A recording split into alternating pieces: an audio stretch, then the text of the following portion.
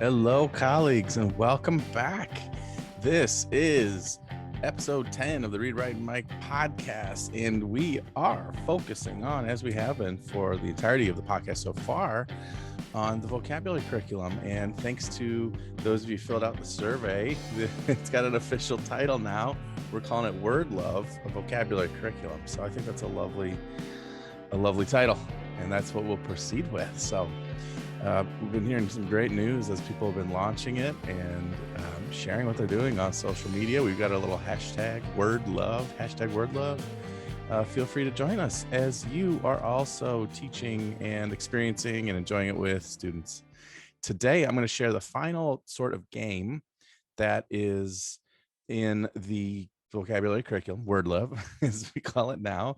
And this type of game is called word relationships. And you'll know and you'll notice, and as you've heard across the games, we're trying to get kids to use the words more deeply, to know the words more deeply and use them in different ways. So initially we start with example and non-example games where you provide an example and kids say yay or nay, yes or no, does it fit with what I'm saying, to what I call switchboard operator games, where you're still providing the examples and you also have the list of words and kids have to like connect the two to what we talked about in the last couple episodes, which is generating examples, where kids have to transfer how the word can exist in a world, other situations and other contexts and other areas. And now we're going to go even more deeply. We're going to ask kids to use their knowledge of more than one word at once in different kinds of ways. So you have to compare words now to one another. And so word relationship games, sometimes the words do have like, they are connected in some way and sometimes they're not. And so there's a little bit of creativity and depth of knowledge there. So there's 4 main word relationship games we're going to talk about today. And they are, I named them Mashup, Remix, Word Sort, the Contingency Continuum, and Does X and Y. And you'll notice in the first units, you'll see the first 3. And then when the second units come out, which gosh, is going to be coming out in a couple of weeks now. My date is around the 25th or the 26th of September to get the second units out. You'll see Does X and Y in a little bit more, but I'll explain it. And those of you who piloted last year, you'll be familiar with it. It's actually similar to one of the other games. So let's talk about the first one, which is called Mashup Remix. So the essence of Mashup Remix is to say to kids, here's 2 of our words. How could they exist in the real world, right? And so you have to mash them up, put them together, and say how they might fit. So here's some from the Up the Ladder Reading Fiction. Yes, kids, you say, how might these 2 words be connected or related? I'll give you the words to compare while you turn and talk with your partner to explain the answer. Be ready for me to mix up some words from the first 2 bends. So as always, I'm trying to insert words from previous bends so kids get a little bit of spaced practice, retrieval practice, and interleaved practice.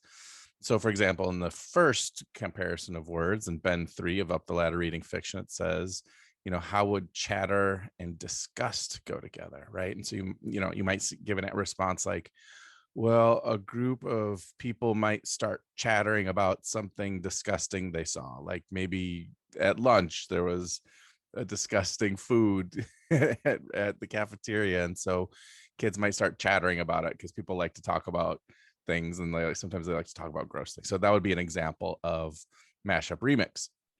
What I try to do when I incorporate words from the previous bends, I try to make words that actually have a nuance, a similarity of some kind, right? Like chatter and dull are kind of opposites in some way, or disgust and glare. There's a connection there between, sort of 2 negative things, or impatient and respect. Those are kind of opposites in a way. And so I try to, when I incorporate words from the previous bends, put together words that could go together in interesting ways.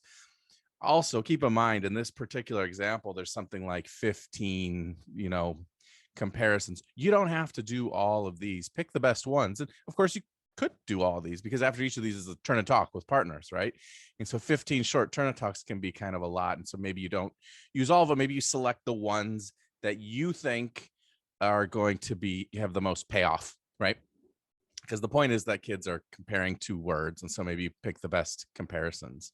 between them. You could, of course, use all 15, but remember, for trying to keep it to 5 minutes, perhaps you just pick, I don't know what, 7, 8, test it out. How many can you get through? And kids do quick turn and talks to make it go with a lot of power.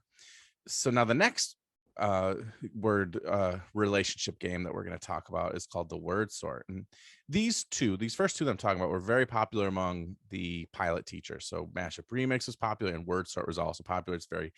It's very straightforward. In the word sort, you take the words from the word bank and you sort them into 3 ways. And I bet you could imagine other categories of ways to sort words, right? I'll leave you and your creativity to figure that out. But the 3 that I use are like, let's think of words that might describe people. Let's think of words that might describe things and words that describe actions.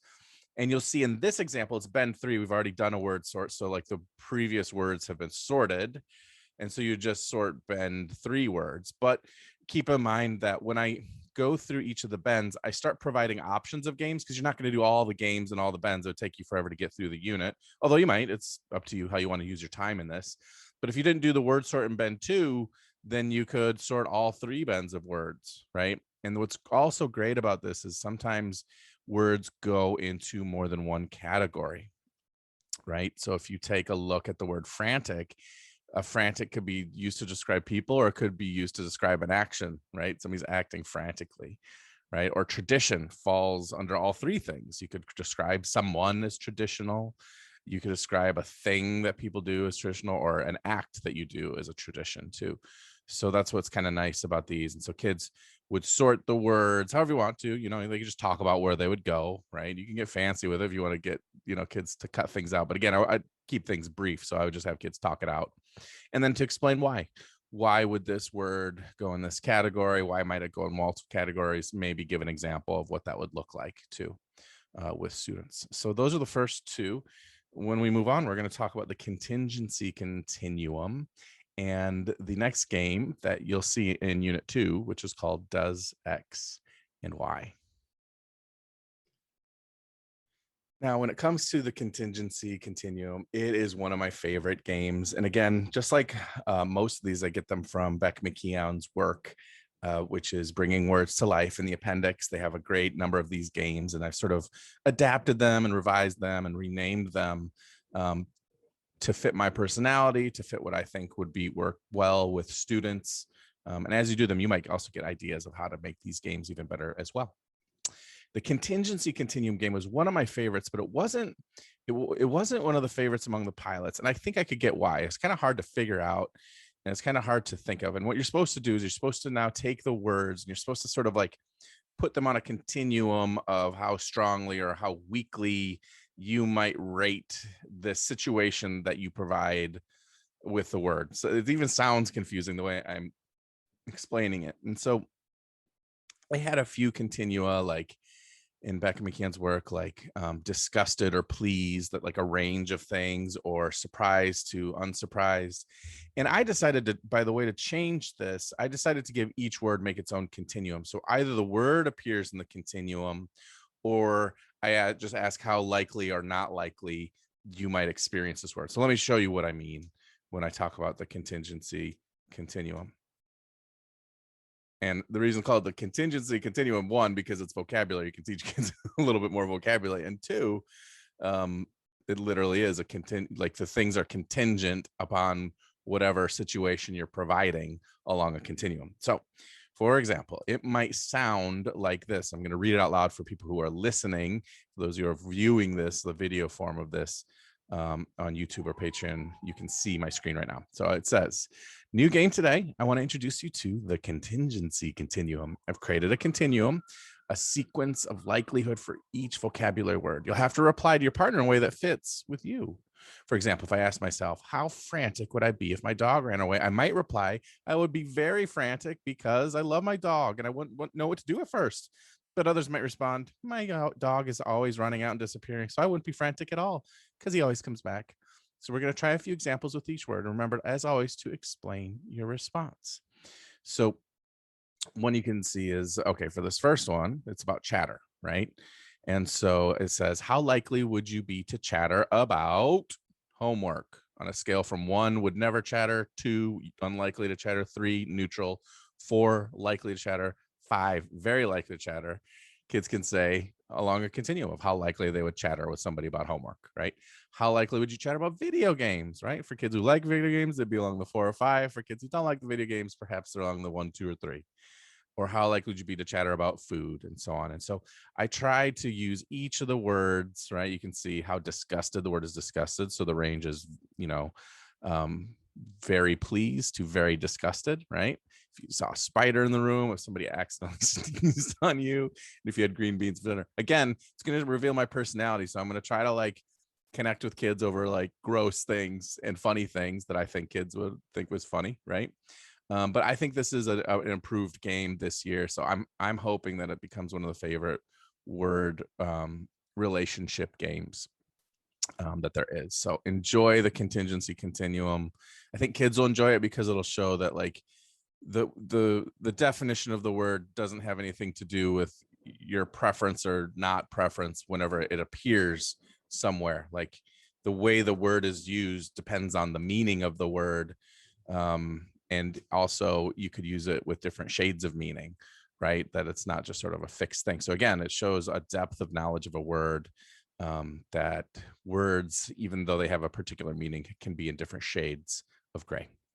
All right. Now, the last game that will appear in Unit 2s, which are coming out soon in a couple weeks, is a game called Does X and Y. And this game is very similar to Matching Mentions, I should say. It's similar to Matching Mentions because it's essentially putting the two words together and say how might they exist. Now, whereas Matching Mentions just puts two of the words in the air and kind of a void, and kids have to kind of come up with a scenario where the two words might exist together. That makes it a little bit trickier, right? Matching Mentions might be a little bit trickier for kids. This one's a little bit, I think, might be easier because you're kind of providing the examples for which kids are putting the two words together. And so it'll go like this. I'm going to ask you questions with 2 vocabulary words in each question. With your partner, turn and talk about your responses and explain why you give your responses.